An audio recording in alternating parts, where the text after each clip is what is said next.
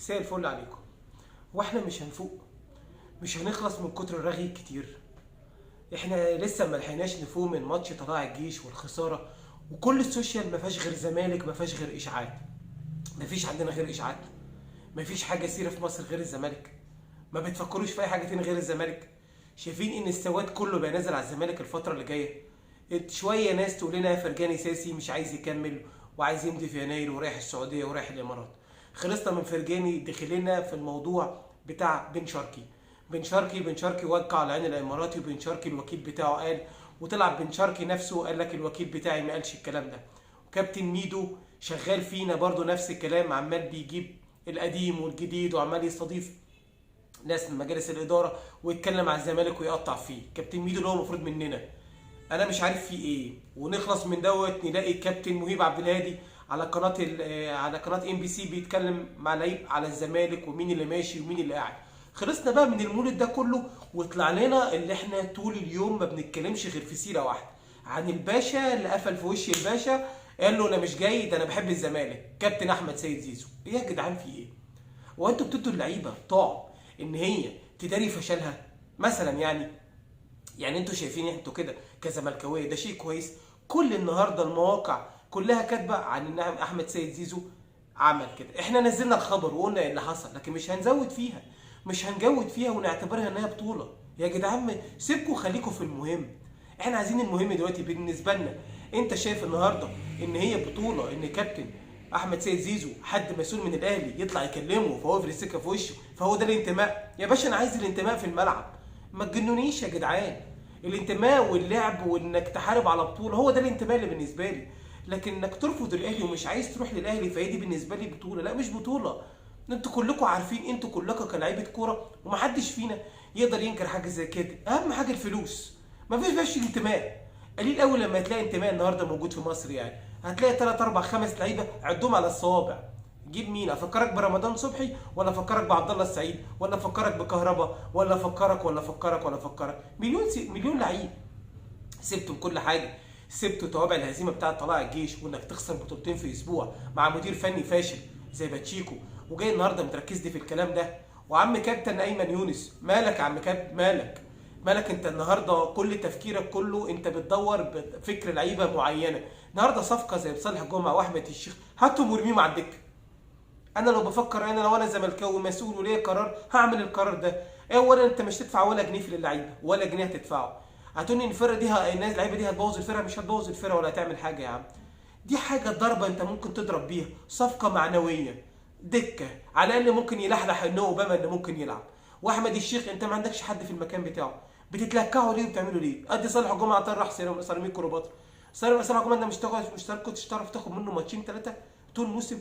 وما تقوليش صالح جمعه كذا وصالح جمعه كذا. لا، صالح جمعه لو كان في الزمالك كان هيبقى غير.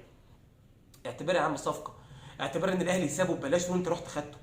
لو مرتضى منصور موجود وامير مرتضى كان اللعيبه دي مضت في الزمالك من يوم ما الاهلي استغنى عنها، وما كانش الاهلي يقدر ياخد القرار ده. لكن انتوا صفقتين زي دول كده تطيرون من ايديكم ليه؟ يا عم اعتبرها صفقه معنويه، مش اكتر من كده.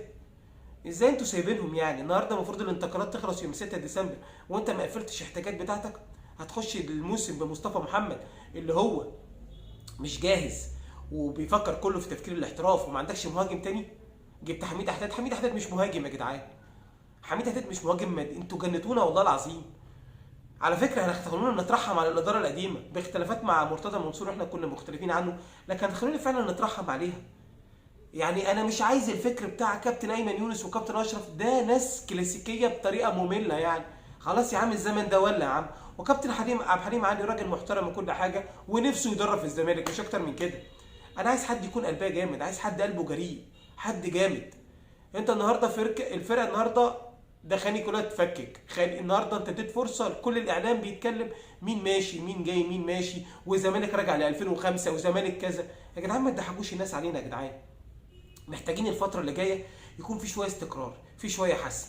خلصنا من الموضوع ده، خرجنا بقى في موضوع كابتن امير عادل. كلنا متفقين على امير عادل ان هو لعيب، ما شفناش غير فيديوهات، غير كده ما شفناش.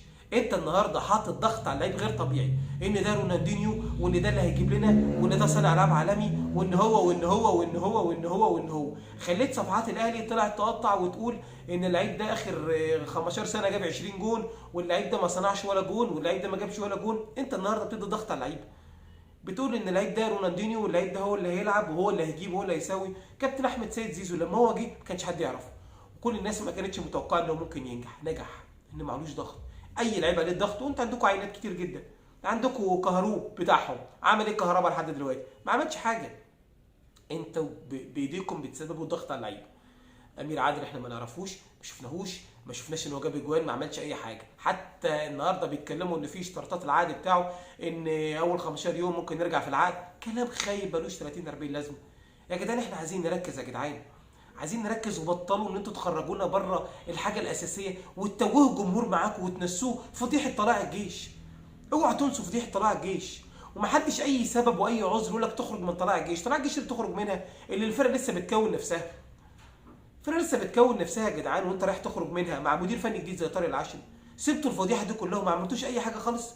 دخلتونا في القفل التليفون، ودخلتونا ان الصفقات مش عايزين تجيبوها، ودخلتونا في النجم امير عادل. هو ده كل اللي انتوا عملتوه؟ محتاجين شويه من اداره لجنه الكره، ان واضح ان هي اللي هيدير الكوره. واضح ان مجلس الاداره اللي هو بتاع الزمالك ده مش اكتر من مجلس سوري بس منظر وخلاص. محتاجين لجنه الكره ديت اللي هم تقليديين ومملين بطريقه غير طبيعيه. زي كابتن اشرف قاسم طلع عم الكابتن تقول ان خديجه الزمالك فيها 1,250,000، وانت يعني بترمي الفوطه من الاول. مفيش كلام تقول حاجه زي كده. هو انت شايف فكره ان اللعيبه مش تسمع حاجه زي كده؟ لما لعيب يسمع ان الخزنه مفيش حاجه زي كده، هتخليه ان هو يفكر ان هو يكمل معاك؟ اكيد مش هيكمل معاك، ويبدا يقول للوكلاء بتاعه دور لي على عروض. يا جدعان انا مش عايز موضوع القصه اللي احنا بنتكلم فيها ان الزمالك رجع 2005 تاني الكلام ده يحصل. الكلام ده احنا مش هنستحمله. لو استحملنا 2005 ما كانش فيه اعلام للزمالك، وما كانش فيه سوشيال، وما كانش فيه الضغط زي اللي موجود دلوقتي. كنا كلنا مسلمين وعارفين ان الاهلي بياخد البطوله وخلاص والموضوع انتهى، مش اكتر من كده. لكن احنا مع مجلس مرتضى منصور اللي انتوا هتجبرونا ان احنا نترحم عليه، ان احنا نرجع نفكر تاني ان الزمالك ده كان بطل سوبر افريقي، والزمالك ده كان بطل كونفدراليه، والزمالك ده كان بطل سوبر سعودي، والزمالك ده خد الدوري وخد الكاس وخد. مش هنرجع نستحمل حاجه زي كده، ولا هنرجع نستحمل لعيبه من عينات الناس اللي كانت بتجينا الكاس لما كنا بنجيب 14 لعيب ونمشي 14 لعيب. انا محتاجين بصراحه من اداره نادي الزمالك ان هي تركز، ان هي تبدا تشوف الاحتياجات بتاعتها قبل يوم 6 ديسمبر، قبل اغلاق القيد اللي احنا قلنا عليه. تاني حاجه احنا قلنا عليها اللعيبه الكسر اللي موجوده في القايمه اللي مش هيبقى لها دور مع الفرقه، احسن حاجه عدم وجودها. دي اهم حاجه. يا اما بقى نقفل صفحه الزمالك بقى خالص بقى، ونبدا نركز في الكره العالميه. انا الحمد لله ما بسيبش ماتش من الكره العالميه. نبدا بقى نركز بقى ونشوف الماتشات الحلوه. شفنا احنا تابعنا ماتشات بتاعه دوري ابطال اوروبا، ماتش اللي كان نار امبارح ما بين باريس سان جيرمان ومانشستر، ولا ماتش ريال مدريد، ولا الماتشات النهارده بتاعه الدوري الاوروبي. ما تنسوناش يا جدعان الكره المصريه، وخلينا نركز في الكره اللي بره. خلينا نتابع ونشوف الزمالك الفتره اللي جايه في خلال قبل يوم 6 ديسمبر، ان احنا نكون رتبنا الورق بتاعنا، شفنا الاحتياجات اللي احنا عايزينها، قدرنا احنا نخلص الفتره كده، قدرنا نقفل الصفحه بتاعت فرجاني ساسي. موضوع التجديد بتاعه سواء كان هيجدد او مش هيجدد بيعه. انا بقول لك اهو كان زملكاوي بيعه. فرجاني ساسي بالنسبه لي مهم، لكن بيعه.